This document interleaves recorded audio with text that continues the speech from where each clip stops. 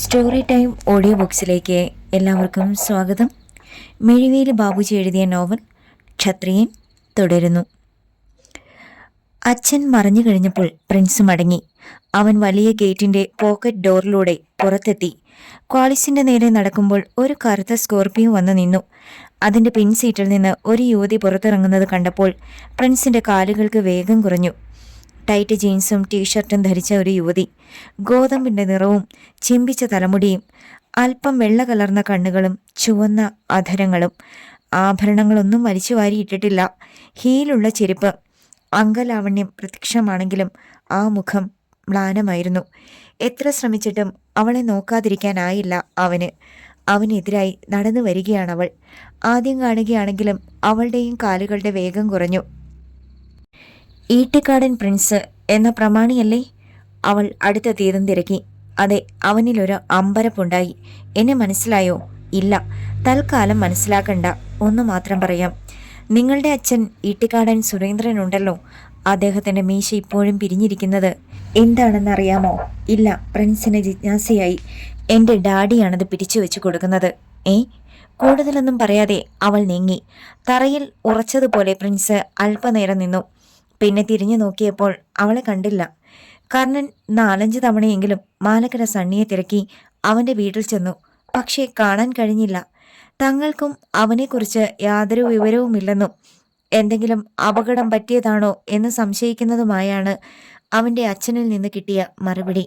പകമൂർത്ത കരിമൂർഖനെ പോലെയാണ് ഓരോ തവണയും അവന്റെ മടക്കം. ഓരോ ദിവസത്തെയും വിവരങ്ങൾ അപ്പോൾ തന്നെ അരണച്ചാക്കോ ഇറപ്പുഴ സലീമിന്റെ കാതുകളിൽ എത്തിക്കുന്നുണ്ടായിരുന്നു.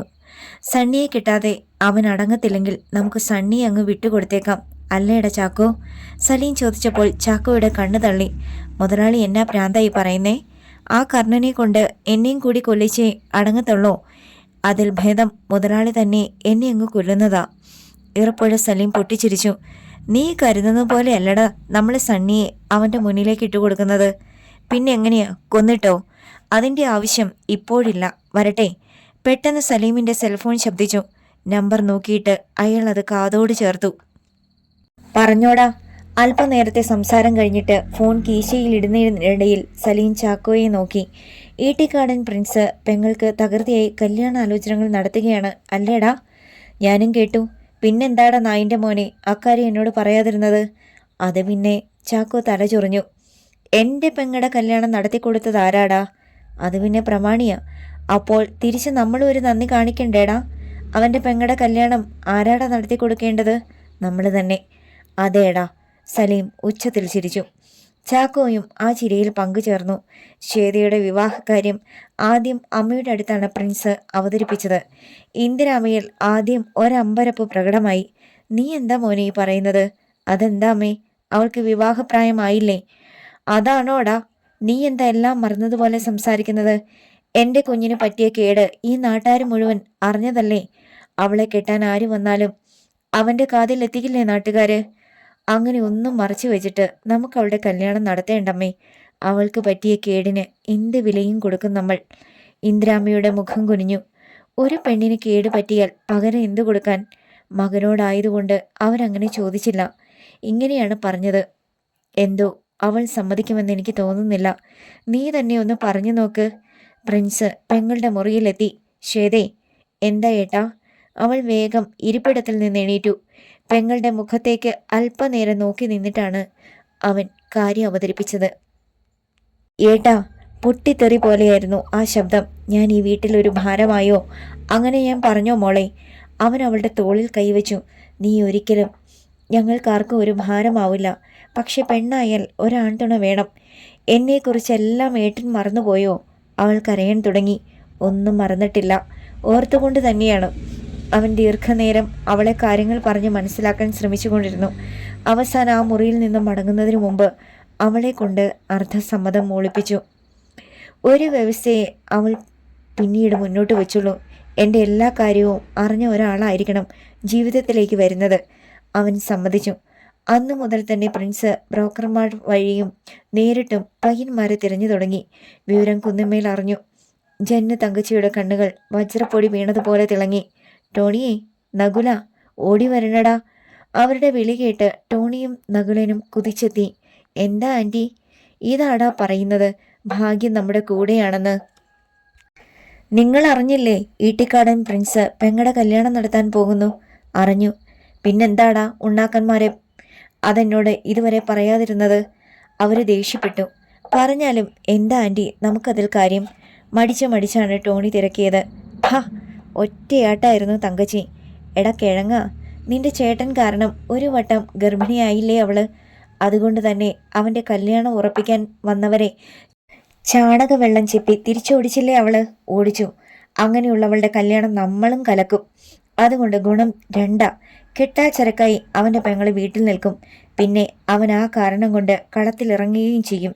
ടോണിയുടെയും നകുലൻ്റെയും മുഖം തെളിഞ്ഞു.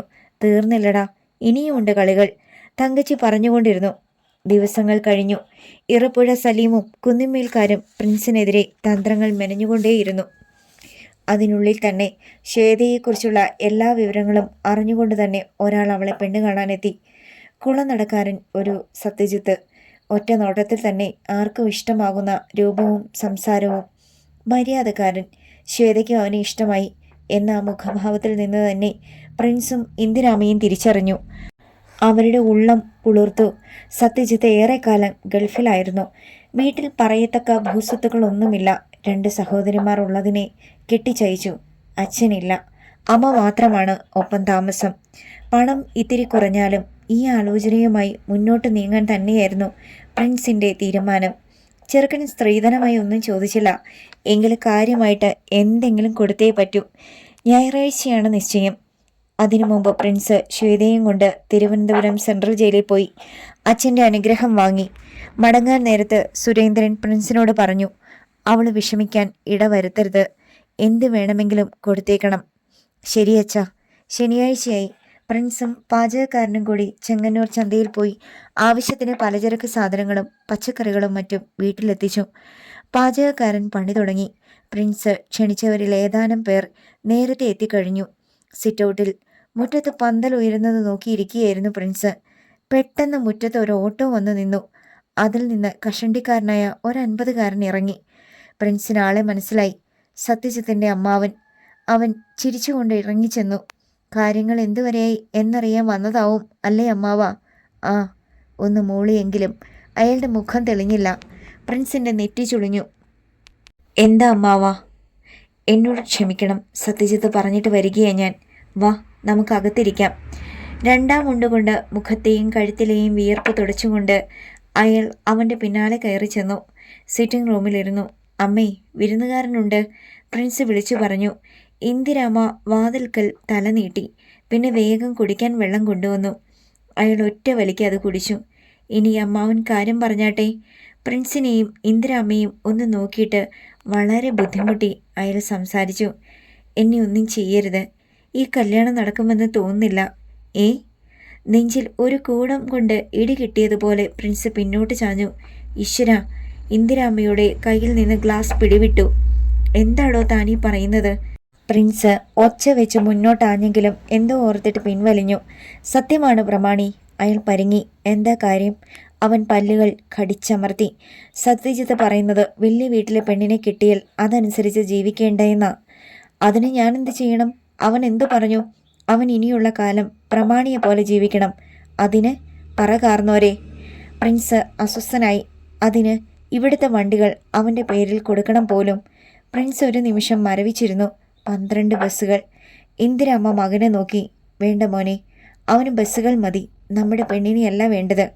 ഒരിക്കൽ കൂടി അകത്തു നിന്ന് ശ്വേതയുടെ ചിരി കേട്ടപ്പോൾ അവൻ്റെ ഹൃദയം വിങ്ങി. പ്രിൻസ് ആകെ കുഴങ്ങി. ഈ വിവാഹം മുടങ്ങിയാൽ അതോടെ ശ്വേത തകർന്നു പോകും.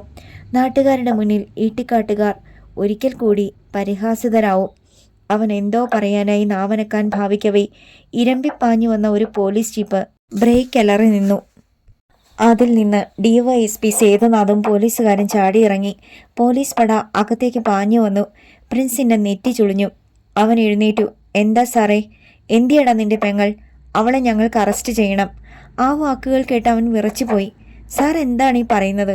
എനിക്കൊന്നും മനസ്സിലാകുന്നില്ല. പ്രിൻസ് DYSP സേതുനാഥിനെ തറപ്പിച്ചു നോക്കി. കൂടുതൽ മനസ്സിലാക്കാൻ ഒന്നുമില്ലട കൂവി. സേതുനാഥ് ചിരിച്ചു. നിന്റെ പെങ്ങൾ ഒരുത്തിയില്ലേ, അവളെ എനിക്ക് അറസ്റ്റ് ചെയ്യണം, അത്രയേ ഉള്ളൂ. പകച്ചുമട്ടിൽ നിൽക്കുകയാണ് ഇന്ദിരാമ്മ. വളരെ അകലെ എവിടെ നിന്നോ പ്രിൻസിന്റെ ശബ്ദം അവർ കേട്ടു. എന്താ സേതുനാഥ് സാറേ എൻ്റെ പെങ്ങൾ ചെയ്ത തെറ്റ്? നിന്റെ കഴുത്തിൽ വീഴാനുള്ള കുരുക്ക് പെങ്ങൾക്കായെന്ന് മാത്രമേ ഉള്ളടാ. പക്ഷേ ഇതിലൂടെ നീയും അകത്താകും കേട്ടോ. ഇനിയും സാറ് കാര്യം പറഞ്ഞില്ല. പ്രിൻസ് അസ്വസ്ഥനായി. അറിഞ്ഞാലും ഇല്ലെന്ന് ഭാവിക്കുന്നത് കുറ്റവാളികളുടെ സ്ഥിരം പരിപാടിയാ. പക്ഷേ വേഷം കിട്ടൊന്നും എന്നോട് വേണ്ട. നിന്റെ പെങ്ങടെ നാവിൽ നിന്ന് തന്നെ ഞാൻ സത്യങ്ങൾ മുഴുവൻ മനസ്സിലാക്കും. പിന്നെ നിന്നെ തൂക്കിയെടുത്തോണ്ട് പോകാൻ ഒരു സെക്കൻഡ് മതി. പ്രിൻസിന്റെ കണ്ണുകൾ സേതുനാഥിന്റെ കണ്ണുകളിൽ കൊരുത്തു വലിച്ചു. ASI ആന്റണിയുടെ കൂടെ ഒരു വനിതാ കോൺസ്റ്റബിളും അകത്തേക്ക് വന്നു. അവളെ പൊക്കിയെടുത്തോ. അകത്തേക്ക് കൈ ചൂണ്ടി DYSP കൽപ്പിച്ചു. വനിതാ കോൺസ്റ്റബിൾ മുന്നോട്ട് നീങ്ങിയതും പ്രിൻസ് തടഞ്ഞു. പോകാൻ വരട്ടെ, എനിക്കൊരു കാര്യം അറിയണം. വേണ്ടടാ ഇട്ടിക്കാടാ, പോലീസിനെ തടയല്ലേ. നിന്നെ ഇപ്പോൾ തന്നെ എടുത്തിട്ട് 4 ചാമ്പും ഞാൻ. ഇതെന്താ സാറേ ഇത്? വെള്ളരിക്കപ്പട്ടണമൊന്നും അല്ലല്ലോ. എൻ്റെ പെങ്ങളെ അറസ്റ്റ് ചെയ്യണമെങ്കിൽ അതിൻ്റെ കാരണം അറിയാനുള്ള അവകാശം എനിക്കുണ്ട്. ഇല്ലെന്ന് ഞാൻ പറഞ്ഞില്ലല്ലോ. ആട്ടെ, നിന്റെ പെങ്ങൾ ഇന്ന് കോഴഞ്ചേരിയിൽ തുണിയെടുക്കാൻ പോയോ? പോയി. അത് തന്നെ കാരണം. തുണിയെടുത്തിട്ട് ചക്കച്ചുള പോലെ അവൾ കടയിൽ എണ്ണിക്കൊടുത്ത് പോന്നത് എന്താണെന്നറിയാമോ? കള്ളനോട്ട്. തലച്ചോറിനുള്ളിലേക്ക് ഒരു ഡ്രില്ലർ തുളഞ്ഞിറങ്ങുന്നത് പോലെ പ്രിൻസ് പൊളഞ്ഞുപോയി. ഇന്ദിരാമ്മയും കുളനടയിൽ നിന്നെത്തിയ സത്യജിത്തിൻ്റെ അമ്മാവനും വായും പിളർന്നു നിന്നു. ഇല്ല, പ്രിൻസ് തീർത്തു പറഞ്ഞു. ഞാനാണ് അവളുടെ കയ്യിൽ പണം കൊടുത്ത് വിട്ടത്. അതിൽ കള്ളനോട്ടില്ലായിരുന്നു. എനിക്കുറപ്പുണ്ട്. I see. സേതുനാഥ് ക്രൂരമായി ചിരിച്ചു. അതിൻ്റെ ബാക്കി നോട്ടുകൾ അപ്പോൾ നിന്റെ പക്കലും ഉണ്ടാകുമല്ലോ. എന്നാൽ പ്രിൻസിന് തീർച്ചയായിരുന്നു അത് കള്ളനോട്ടല്ലെന്ന്. തലേന്ന് കിട്ടിയ ബസ്സിലെ കളക്ഷനിൽ നിന്നാണ് ശ്വേതയ്ക്ക് പണം കൊടുത്തു വിട്ടത്. ബാക്കി ബാങ്കിലിടാനും ഏർപ്പാട് ചെയ്തിരുന്നു. സേതുനാഥ് വനിതാ കോൺസ്റ്റബിൾ ഭാർഗവിയെ കണ്ണുകൾ കൊണ്ട് ഒരടയാളം കാട്ടി. അവൾ അകത്തേക്ക് പോയി. ഏതാനും നിമിഷം കഴിഞ്ഞപ്പോൾ അകത്തുനിന്ന് ശ്വേതയുടെ നിലവിളി കേട്ടു. വിട്, വിടെന്നെ. പ്രിൻസ് അകത്തേക്ക് ഓടാൻ ഭാവിച്ചു. എന്നാൽ പോലീസുകാർ പെട്ടെന്ന് അവനെ വളഞ്ഞു. അനങ്ങരുത്. ചക്രവ്യൂഹത്തിൽ അകപ്പെട്ടതുപോലെ അവൻ പകച്ചു. ഭാർഗവി ശ്വേതയെ വലിച്ചിറക്കിക്കൊണ്ടുവന്നു. അമ്മേ, ഏട്ടാ, ഇത് കണ്ടോ ഇവരെന്നെ? ശ്വേത നിലവിളിക്കുകയാണ്. എൻ്റെ കുഞ്ഞേ. കണ്ണുകളിൽ ഇരുൾ നിറഞ്ഞ ഇന്ദിരാമ്മ തളർച്ചയോടെ സെറ്റിയിലേക്ക് വീഴുന്നതിനിടയിൽ സേതുനാഥിനോട് യാചിച്ചു. നാളെ കല്യാണം നിശ്ചയിക്കാൻ പോകുന്ന പെണ്ണാണ്. അവളെ കൊണ്ടുപോകല്ലേ സാറേ? നാളെ കൊണ്ട് ലോകമൊന്നും അവസാനിക്കാൻ പോകുന്നില്ല തള്ളേ. നിശ്ചയം പിന്നെയും നടക്കും. അയാൾ ഭാർഗവിക്ക് നേരെ തിരിഞ്ഞു. കൊണ്ടുപോയി ജീപ്പിൽ കയറ്റ് സർ. ശ്വേത കുതറിക്കൊണ്ടിരുന്നു. എന്നാൽ ഭാർഗവി ആ കയ്യിൽ മുറുകെ പിടിച്ച് വലിച്ചുകൊണ്ടുപോയി. എന്ത് ചെയ്യണമെന്നറിയാതെ രേണുകയും പതറി നിന്നു. സേതുനാഥ് സാറേ, ഒരു കാര്യം മറക്കരുത്. പ്രിൻസിന്റെ അമർത്തിയ പല്ലുകൾക്കിടയിലൂടെ ചതഞ്ഞറിഞ്ഞ വാക്കുകൾ പുറത്തു ചാടി. നിങ്ങൾ പിടിച്ചുകൊണ്ടു പോകുന്നത് പ്രിൻസിന്റെ പെങ്ങളെയാണെന്ന് മറക്കരുത്. അവളെ നിങ്ങൾ ദ്രോഹിച്ചാൽ പിന്നെ മേല് കീഴ് നോക്കത്തില്ല ഞാൻ. സേതുനാഥ് പുച്ഛിച്ച് ചിരിച്ചു. പിന്നെ പോലീസുകാരുടെ ഒപ്പം പുറത്തേക്ക് പോയി. പ്രിൻസ് പെട്ടെന്ന് ജാഗരൂകനായി. അമ്മാവ, നമുക്ക് കാര്യങ്ങൾ പിന്നീട് സംസാരിക്കാം, വൃദ്ധനോട് പറഞ്ഞിട്ട് അവൻ ഫോണിനടുത്തേക്ക് ഓടി. CI രാജശേഖരനെ സെൽഫോണിൽ വിളിച്ചു. പക്ഷേ ഫോൺ ഓഫ് ചെയ്തിരിക്കുകയാണെന്ന് മറുപടി കിട്ടി. അവൻ തളർന്നുപോയി. എങ്കിലും ക്വാളിസിയിൽ പുറത്തേക്ക് പാഞ്ഞു. ആറന്മുള പോലീസ് സ്റ്റേഷന് മുന്നിലെത്തുമ്പോൾ DYSPയുടെ ജീപ്പ് അവിടെ കിടക്കുന്നത് കണ്ടു. ശ്വേത സ്റ്റേഷനിൽ കാണും. അവൻ്റെ നെഞ്ചു പൊടിഞ്ഞു. അതോടെ ആക്സിലേറ്ററിൽ കാൽ ഒന്നുകൂടി ആഞ്ഞമർന്നു. ക്വാളിസ് കോഴഞ്ചേരിക്ക് അലറി കുതിച്ചു. ആദ്യം അവൻ സർക്കിൾ ഇൻസ്പെക്ടറുടെ ഓഫീസിലെത്തി. പക്ഷേ CI രാജശേഖരൻ ലീവിലാണെന്നറിഞ്ഞു. പ്രിൻസ് അയാളുടെ വീട്ടിലെത്തി. പക്ഷേ ഗേറ്റ് പൂട്ടിയിട്ടിരിക്കുകയായിരുന്നു. പോർച്ചിൽ വാഹനങ്ങളൊന്നുമില്ലതാനും. രാജശേഖരൻ സാർ എവിടെയോ പോയിരിക്കുകയാണ്. പ്രിൻസ് വിയർത്തു തുടങ്ങി. കാര്യങ്ങൾ പിടിവിട്ടു പോവുകയാണ്. ഇനി എന്തു ചെയ്യും? അപ്പോൾ കുന്നിന്മേൽ ജന്നു തങ്കച്ചി വാസന പുകയില ചേർത്ത് വെറ്റില മുറുക്കുകയായിരുന്നു. മനസ്സിന് സന്തോഷമുള്ള സമയത്ത് മുറുക്കിയാൽ അത് ഒരു സുഖമാടാ പിള്ളേരെ. ടോണിയും നകുലനും അവരെ തന്നെ നോക്കിയിരുന്നു. കണ്ടു പഠിച്ചോണം കളികൾ. ആ ഈട്ടിക്കാട്ടെ കൊച്ചിൻ്റെ കല്യാണവും മുടങ്ങി. അവൾ ലോക്കപ്പിലുമായി. ഇതാണേ പറയുന്നത്, കലിയുഗത്തിൽ എന്തും സംഭവിക്കാമെന്ന്. പോലീസിൻ്റെ കയ്യിൽ കിട്ടിയതല്ലേ അവളെ, പ്രത്യേകിച്ചും സേതുനാഥിൻ്റെ കയ്യിൽ. ഏതു പരുവത്തിലാണ് നമ്മൾ അവളിനി തിരിച്ചു വരുന്നതെന്ന് ആര് കണ്ടു? തങ്കച്ചി ചിരിച്ചു. നകുലനും ടോണിയും ആൻറ്റിയുടെ സന്തോഷത്തിൽ പങ്കുചേർന്നു. ഏറെപ്പുഴ സലീമിനും ഇതൊരു സന്തോഷ വാർത്ത തന്നെയായിരുന്നു. എന്നാലും ആ പെമ്പ്രനോരെ സമ്മതിച്ചേ പറ്റൂ, അല്ലേടാ ചാക്കോ? സലീം ഇടത് കാതിൽ പിടിച്ച് പതുക്കെ വലിച്ചു. എന്നതാടാ അവരുടെ പേര്? തങ്കച്ചി, ജെന്നു തങ്കച്ചി, അരുണ ചാക്കോ ആഹ്ലാദത്തോടെ പറഞ്ഞു. അവർ കൊള്ളാം. ഈട്ടിക്കാടൻ ഒട്ടും സംശയം തോന്നാത്തതുപോലെയല്ലേ അവരോരോന്ന് ചെയ്യുന്നത്? അതേ മുതലാളി. പക്ഷേ എനിക്കൊരു ബുദ്ധി തോന്നുന്നു. ഈട്ടിക്കാടനെതിരെയുള്ള യുദ്ധത്തിൽ ഇനി അവരെ കൂടി കൂട്ടുപിടിച്ചാലോ? സലീം ഒന്നും പറയാതെ ആറ്റിലേക്ക് നോക്കിയിരുന്നു. ഒരു വള്ളം താഴേക്ക് പോകുന്നു.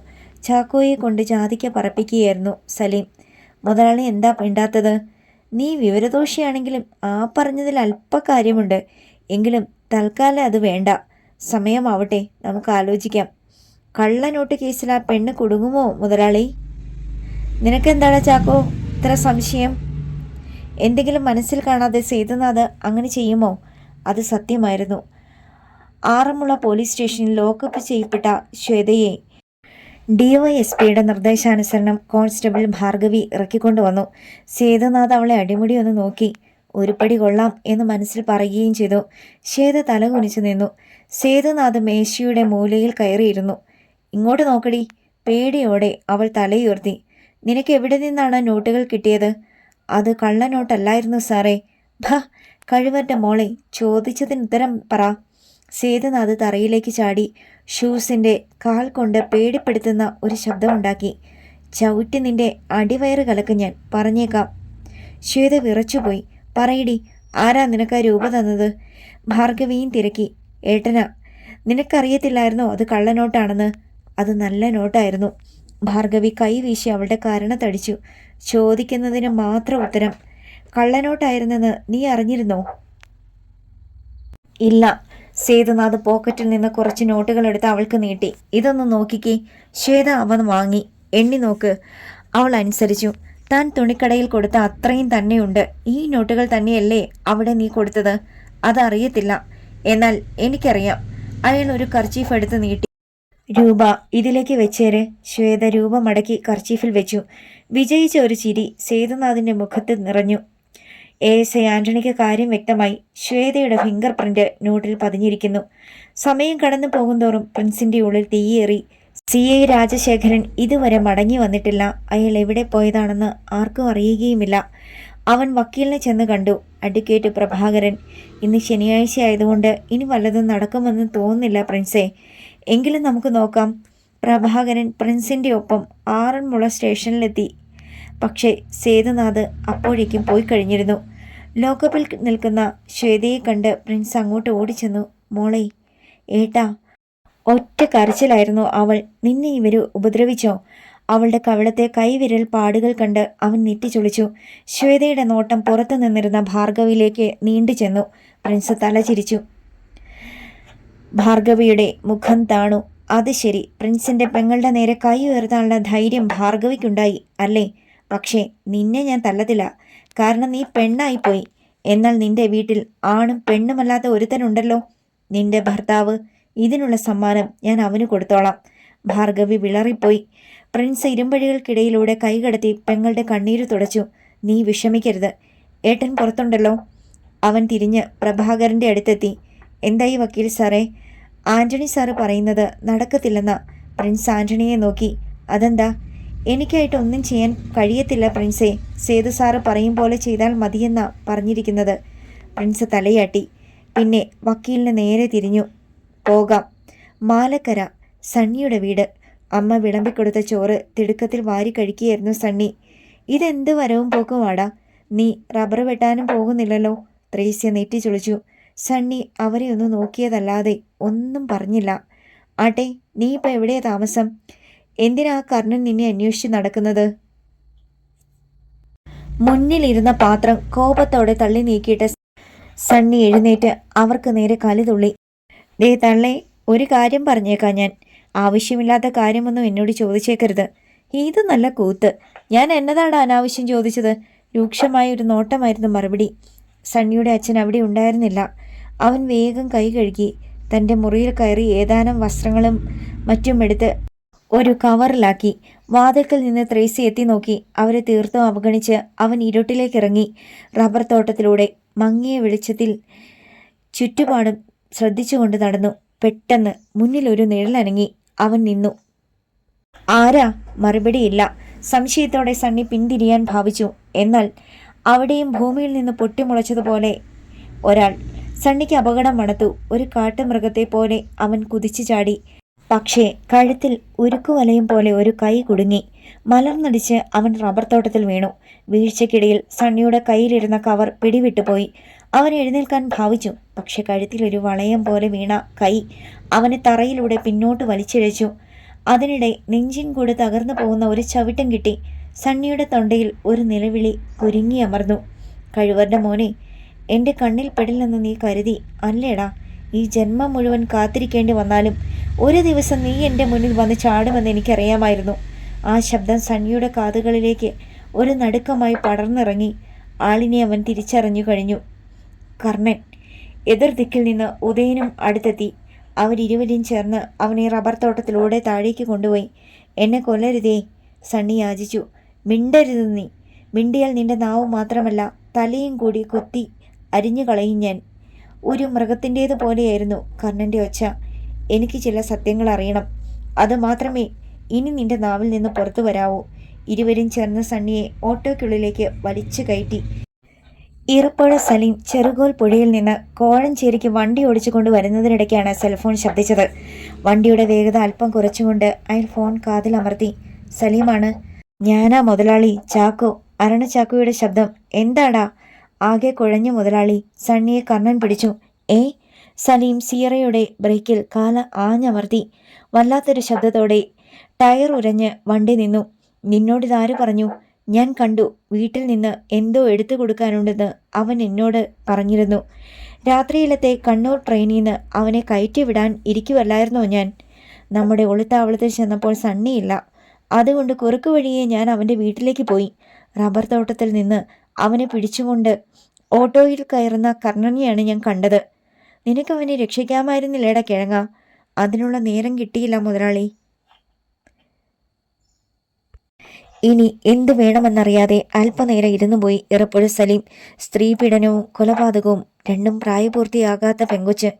കഴുത്തിൽ കുരുക്ക് വീഴുന്ന കേസാണ്. ഞാൻ എന്ത് ചെയ്യണം? സലീമിൻ്റെ നാവിൽ വന്നത് പച്ചത്തെറിയാണ്. വല്ല വിധേനയും അത് അടക്കിക്കൊണ്ട് അയാൾ പറഞ്ഞു. എങ്ങനെയെങ്കിലും കർണൻ്റെ പിടിയിൽപ്പെട്ടു പോയാൽ സംസാരിക്കേണ്ടത് എങ്ങനെയെന്ന് നീ പറഞ്ഞു കൊടുത്തിട്ടില്ലേ? ഉണ്ട്. പക്ഷെ തല്ലുകൊള്ളുമ്പോൾ അവൻ നീ ഒരു കാര്യം കൂടി ചെയ്യ്. കർണൻ അവനെ എങ്ങോട്ടാണ് കൊണ്ടുപോയിരിക്കുന്നതെന്ന് കണ്ടുപിടിക്ക്. എന്നിട്ട് ഉടനെ എന്നെ വിവരമറിയിക്കണം. ശരി മുതലാളി. സലീം വണ്ടിയിൽ തന്നെ ഇരുന്നു കൊണ്ട് DYSP സേതുനാഥിൻ്റെ നമ്പറുകളിൽ കുത്തി. ഇട്ടിക്കാടൻ പ്രിൻസ് ഏതാണ്ട് 8 മണി കഴിഞ്ഞപ്പോൾ വീട്ടിൽ മടങ്ങിയെത്തി. സിറ്റൗട്ടിൽ തന്നെ ഗേറ്റിലേക്ക് നോക്കിക്കൊണ്ട് ഇരിക്കുകയായിരുന്നു ഇന്ദിരാമ. മകളെ പോലീസ് കൊണ്ടുപോയതിനു ശേഷം അതേ ഇരിപ്പായിരുന്നു. രേണുക ഒരുപാട് നിർബന്ധിച്ചു അകത്ത് പോയി കിടക്കാൻ. പക്ഷേ അവർ അനുസരിച്ചില്ല. എൻ്റെ കുഞ്ഞ് തിരിച്ചു വരാതെ ഇനി ഞാൻ അകത്തേക്കില്ല. വാശിയിലായിരുന്നു ഇന്ദിരാമ. പ്രിൻസ് ക്വാളിസിൽ നിന്നിറങ്ങിയപ്പോഴേക്കും ഇന്ദിരാമ മുറ്റത്തേക്ക് ഓടിച്ചെന്നു. ഒപ്പം രേണുകയും. ഇരുവരുടെയും കണ്ണുകൾ ക്വാളിസിൻ്റെ ഡോറുകളിലായിരുന്നു. ശ്വേത ഇറങ്ങി വരുന്നുണ്ടോ? എന്തിയട എൻ്റെ കുഞ്ഞ്? ഇന്ദിരാമ പ്രിൻസിൻ്റെ ജുബയിൽ പിടിച്ചുലച്ചു.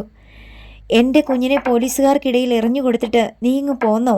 പ്രിൻസിൻ്റെ ഹൃദയം പിളർന്ന് ഒരു കത്തി പാഞ്ഞു പോയ പോലെയുള്ള അനുഭവമായിരുന്നു അത്.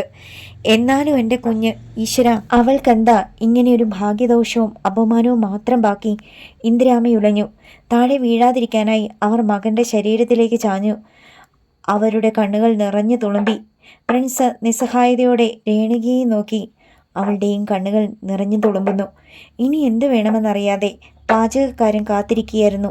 പകുതിയിലധികം ജോലി തീർത്തിട്ട് മടിയോടെയാണെങ്കിലും അവർ അടുത്തു വന്നു. ഞങ്ങൾ എന്തു ചെയ്യണം പ്രമാണി? നാളെ ചടങ്ങ് നടത്തണമെങ്കിൽ ഇനിയിപ്പോൾ ജോലി ആരംഭിച്ചേ പറ്റൂ. ദഹണ്ടക്കാരൻ അപ്പുണ്ണി തിരക്കി. ഇനി എങ്ങനെ നാളെ ചടങ്ങ് നടത്തും? എല്ലാം നിർത്തിക്കോ, എന്നിട്ട് നിങ്ങളുടെ കൂലിയും വാങ്ങിപ്പോയിക്കോ. അപ്പുണ്ണി വിളറിപ്പോയി. കൂലിയെക്കുറിച്ച് ഞങ്ങൾക്ക് ചിന്തയേ ഇല്ല പ്രമാണി. പക്ഷേ എൻ്റെ ജീവിതത്തിൽ ആദ്യമായിട്ടാണ് ഇങ്ങനെ പകുതിക്ക് വെച്ച്. ബാക്കി കേൾക്കാനുള്ള കരുത്തില്ല എന്ന ഭാവത്തിൽ പ്രിൻസ് കൈ ഉയർത്തി. പിന്നെ അമ്മയെയും താങ്ങി പിടിച്ചുകൊണ്ട് അകത്തേക്ക് നടന്നു. സണ്ണിയെയും കൊണ്ട് കർണനും ഉദയനും എത്തിച്ചേർന്നത് മാലക്കര പാറമടയിലാണ്. ഇറങ്ങടാ. അവർ അവനെ വലിച്ചിറക്കി. സണ്ണി കുതറി. രക്ഷപ്പെടാൻ ശ്രമിച്ചു. വേണ്ട സണ്ണി, കഴുത്തറക്കപ്പെടാൻ പോകുന്ന മാടിനെ പോലെ നീ വെറുതെ പിടയണ്ട. നിനക്ക് സുഖമരണം തന്നെ തരും ഞങ്ങൾ. കർണൻ മുരണ്ടു. പാറമടയിൽ ലോറികൾ കിടപ്പുണ്ടായിരുന്നു. അവ്യക്തമായ വെളിച്ചത്തിൽ അവ കളിപ്പാട്ടങ്ങൾ പോലെ തോന്നിച്ചു. അവിടേക്ക് പോകുന്ന റോഡുകൾ പാമ്പുകളെപ്പോലെയും. ഒരു ഭാഗത്ത് നിറയെ വെള്ളം കെട്ടിക്കിടക്കുന്നു. പക്ഷേ മഞ്ഞാണെന്ന് മാത്രമേ തോന്നുകയുള്ളൂ. അവിടെ നിന്ന് പാറമടയിലേക്ക് 100 മീറ്ററിലധികം താഴ്ച കാണും. വാടാ വാ. ഇടുങ്ങിയ റോഡിലൂടെ അവർ സണ്ണിയെ മുകളിലേക്ക് നടത്തി. പിന്നെ പുരയിടത്തിലേക്ക് വലിച്ചു കയറ്റി. കാളപ്പുല്ലുകളെ വകഞ്ഞു മാറ്റി അവർ ഏറ്റവും ഉയരമുള്ള ഭാഗത്തെത്തി. പൊട്ടിച്ചു മാറ്റിക്കൊണ്ടിരുന്ന പാറക്കെട്ടിൻ്റെ വിളിമ്പിലേക്ക്. ഇനി ഒരു ചൂട് കൂടി നീങ്ങിയാൽ അഗാധതയിലേക്ക് പോകും. താഴേക്കൊന്ന് നോക്കിക്കോടാ, ഉദയൻ പറഞ്ഞു. സണ്ണി തിരിഞ്ഞു നോക്കി. അവന് തലകറങ്ങി. ഇവിടെ നിന്ന് അങ്ങോട്ടൊരു തള്ളു വെച്ച് കൊടുത്താൽ നീ താഴെ എത്തുമ്പോൾ പഴുത്ത ഓമയ്ക്ക പോലെ ചിതറിപ്പോകും. നാളെ പാറ പൊട്ടിക്കാൻ എത്തുന്നവർ അങ്ങിങ്ങ് പാറയിൽ ചോരയും മാംസത്തിൻ്റെ ചെറിയ തുണ്ടുകളും മാത്രമേ കാണൂ. ഭീതിയാൽ സണ്ണി അടിമുറി വിറച്ചുപോയി. എന്നെ എന്തിനാ കർണ കൊല്ലുന്നേ? ഞാൻ നിങ്ങൾക്ക് എന്ത് ദ്രോഹമായി ചെയ്തത്? ചോദിച്ചപ്പോൾ അവൻ്റെ പല്ലുകൾ വിറപൂണ്ട് കൂട്ടിയിടിച്ചു. പ്രത്യക്ഷത്തിൽ നീ ദ്രോഹമൊന്നും ചെയ്തിട്ടില്ല. പക്ഷെ നീ മനസ്സിലൊരു രഹസ്യം മൂടി വെച്ചിട്ടില്ലേ? അതുകൊണ്ട് എനിക്ക് നഷ്ടപ്പെട്ടത് എൻ്റെ പെങ്ങളെയാണ്. കർണൻ സണ്ണിയുടെ കവിളിൽ കുത്തിപ്പിടിച്ചു. അന്ന് ഞാൻ വന്ന് ചോദിച്ചപ്പോൾ നീ സത്യം പറഞ്ഞിരുന്നെങ്കിൽ ഒരിക്കലും എനിക്ക് അവളെ നഷ്ടപ്പെടില്ലായിരുന്നു. പക്ഷേ ഇനിയെങ്കിലും എനിക്കതറിയണം. എൻ്റെ പെങ്ങളെ തിരിച്ചു കിട്ടാനല്ല, അവളെ കൊന്നവരോട് പകരം ചോദിക്കാൻ. കർണൻ ഒന്നുകൂടി അവൻ്റെ കവിളിൽ വിരലുകൾ അമർത്തിയിട്ട് പിടിവിട്ടു. നീ അത് പറഞ്ഞു തന്നില്ലെങ്കിൽ ഇവിടെ നിന്ന് നീ ഒരു പറക്കലുണ്ട്. കാണണോ നിനക്ക്? എന്നെ കൊല്ലണ്ട, ഞാൻ പറയാം. സണ്ണി തൊഴുതു. അവൻ്റെ വിളറിയ മുഖത്തുകൂടി വിയർപ്പ് ചാലുകൾ ഒഴുകുന്നത് അവർക്കിരുവർക്കും അവ്യക്തമായി കാണാമായിരുന്നു. എങ്കിൽ പറയട വേഗം, ഉദയൻ തിരക്കി. അന്ന് മഴയുള്ള ദിവസം ആരുടെ ജീപ്പിലാണ് സീത കയറിപ്പോയത്? സണ്ണി പരിങ്ങി. താൻ സത്യം പറഞ്ഞാൽ? അരണചാക്കോയുടെ വാക്കുകൾ അവൻ്റെ കാതുകളിൽ മുഴങ്ങി നിൽപ്പുണ്ടായിരുന്നു. കള്ള നായിൻ്റെ മോനെ, നീ കർണനോട് സത്യം വിളമ്പിയാലുണ്ടല്ലോ, നിന്റെ പള്ള കുത്തിക്കീറി ഞാൻ പമ്പാ നദിയിൽ താഴ്ത്തും. അതല്ല, ഞാൻ പറയുന്നത് പോലെ ചെയ്താൽ നിനക്ക് ഈ ജീവിതകാലം മുഴുവൻ സുഖമായിട്ട് ജീവിക്കാം. എന്താണ് മിണ്ടാത്തത്? ഒരു മൂളലോടെ കർണൻ്റെ കനത്ത കരം ചീറിയെത്തി. സണ്ണിയുടെ ഇടത് കാതിൽ ട്രെയിനിൻ്റെ ചൂളം വിളി പോലെ ഒരു മുഴക്കം. തല്ലരുത്, എല്ലാം ഞാൻ പറയാം. പേടിച്ചിട്ടാ ഇതുവരെ പറയാതിരുന്നേ. ആരുടെ ജീപ്പിലാടാ സീത കയറിയത്? ജീപ്പ് ആരുടേതാണെന്ന് അറിയത്തില്ല, പക്ഷെ ജീപ്പിൽ ഉണ്ടായിരുന്ന ആളിനെ അറിയാം. പറഞ്ഞാൽ നിങ്ങൾ വിശ്വസിക്കില്ല. അത് നീയാണോടെ നായെ തീരുമാനിക്കുന്നത്? കാത് പൊട്ടുന്ന ഒരടി കൂടി. സണ്ണി നിലവിളിക്കിടയിൽ വിളിച്ചു പറഞ്ഞു. പ്രമാണിയായിരുന്നു ആ ജീപ്പിലുണ്ടായിരുന്നത്. പടക്കം പൊട്ടിയതുപോലെ ഒരടിയായിരുന്നു ഉദയനിൽ നിന്നുള്ള മറുപടി. പാറമടയിലേക്ക് വീടാനാഞ്ഞ സണ്ണിയെ കർണൻ പിടിച്ചു നിർത്തി. നായിൻ്റെ മോനെ, ഞങ്ങളിത് വിശ്വസിക്കണമല്ലേടാ? കർണൻ സണ്ണിയുടെ കവിളിൽ കുത്തിപ്പിടിച്ചു. സത്യമാണ് ഞാൻ പറഞ്ഞത്. വിശ്വസിക്കാമെങ്കിൽ വിശ്വസിക്കേ, ഇല്ലെങ്കിൽ എന്നെ ഈ പാറമടയിലേക്ക് തള്ള്. സത്യം പറഞ്ഞ സംതൃപ്തിയോടെ എനിക്ക് സന്തോഷത്തോടെ മരിക്കാം. സണ്ണി നിന്ന് കിതച്ചു. കർണനും ഉദയനും പരസ്പരം നോക്കി. ഇവൻ പറയുന്നത് സത്യമാണോ? മരണം പോലെ ഒരു മരവിപ്പ്, നിശബ്ദത. പ്രമാണി സീതയെ. കർണൻ്റെ തലച്ചോറിനുള്ളിൽ ഒരു ചുഴലിക്കാറ്റ് വട്ടം ചുറ്റി. താഴെ വീഴാതിരിക്കാൻ അവൻ കാളപ്പുല്ലുകളിൽ മുറുകെ പിടിച്ചു. അതിൻ്റെ ഓല കൊണ്ട് അവൻ്റെ വിരലുകൾ മുറിഞ്ഞ് രക്തം കിരിഞ്ഞു. അതുകൊണ്ടാണ് താൻ ചെന്ന് വിളിച്ചിട്ടും അന്ന് രാത്രി പ്രമാണി ഇറങ്ങി വരാതിരുന്നത്. കർണന് തീർച്ചയായി. അപ്പോൾ പാറമടയുടെ അങ്ങേയറ്റത്തെന്നവണ്ണം സണ്ണിയുടെ ശബ്ദം വീണ്ടും കേട്ടു. പുറത്തറിഞ്ഞാൽ കൊന്നുകളയുമെന്ന് പ്രമാണി എന്നോട് പറഞ്ഞിരുന്നു. ഇത്രയും ദിവസം എന്നെ ഒളിവിൽ പാർപ്പിച്ചിരുന്നതും പ്രമാണിയാണ്. ഇന്ന് രാത്രി എന്നെ കണ്ണൂർക്ക് മാറ്റാനും പദ്ധതിയുണ്ടായിരുന്നു. അതിനാണ് ഞാൻ വസ്ത്രങ്ങൾ എടുക്കാൻ വന്നത്. കർണ, ഉദയൻ അവൻ്റെ തോളിൽ കൈവച്ചു. ഉദയ, എന്നാലും പ്രമാണിക്ക് എന്നോടിത് ചെയ്യാൻ എങ്ങനെ തോന്നിയടാ? ഒരനുജനെ പോലെ എന്നെ കൊണ്ടു നടന്നതും എൻ്റെ വിവാഹം നടത്തി തന്നതുമൊക്കെ ഇതിനായിരുന്നോടാ? ഒരു കൊച്ചു കുഞ്ഞിനെ പോലെ അവൻ പൊട്ടിക്കരഞ്ഞു. എനിക്കിപ്പോഴും വിശ്വസിക്കാൻ കഴിയില്ല കർണ. മനുഷ്യർ ചില നേരങ്ങളിൽ ഇങ്ങനെയൊക്കെ ആയിരിക്കും അല്ലേ? നിങ്ങൾക്ക് വിശ്വാസമായില്ലെങ്കിൽ പ്രമാണിയുടെ മുന്നിലേക്ക് എന്നെ കൂട്ടിക്കൊണ്ടു പോ. ഞാൻ ആ മുഖത്ത് നോക്കി ചോദിക്കാം. സണ്ണി വീണ്ടും പറഞ്ഞു. വേണ്ട. പുറം കൈകൊണ്ട് കർണൻ കണ്ണീരൊപ്പി. സണ്ണി, നീ ഈ വിവരം ഞങ്ങളോട് പറഞ്ഞെന്ന് മറ്റാരും അറിയണ്ട. ഉദയ, നമ്മൾ 3 പേരുമേ ഇത് അറിഞ്ഞിട്ടുള്ളൂ. 4മതൊരാൾ അറിയരുത്. അപ്പോൾ പിന്നെ കർണൻ ഇനി എന്തു ചെയ്യാൻ പോകുന്നു? പ്രതികാരത്തിന്. എന്നോട് ചേർന്ന് നിന്നുകൊണ്ട് അവൻ എന്നെ ചതിച്ചില്ലേ? അതുപോലെ അവനെ ഞാനും ചതിക്കും. സത്യം. എൻ്റെ സീതപ്പെങ്ങടെ കുഴിമാടത്തിനരികിൽ ഞാൻ അവനെ സ്നേഹത്തോടെ കൂട്ടിക്കൊണ്ടു പോകും. കൊല്ലാൻ കൊല്ലാൻ കൊല്ലാൻ. ആ ശബ്ദം പാറമട ഏറ്റുപിടിച്ചു. 100 100ആയി മുഴങ്ങി. അടുത്ത ഭാഗം നാളെ.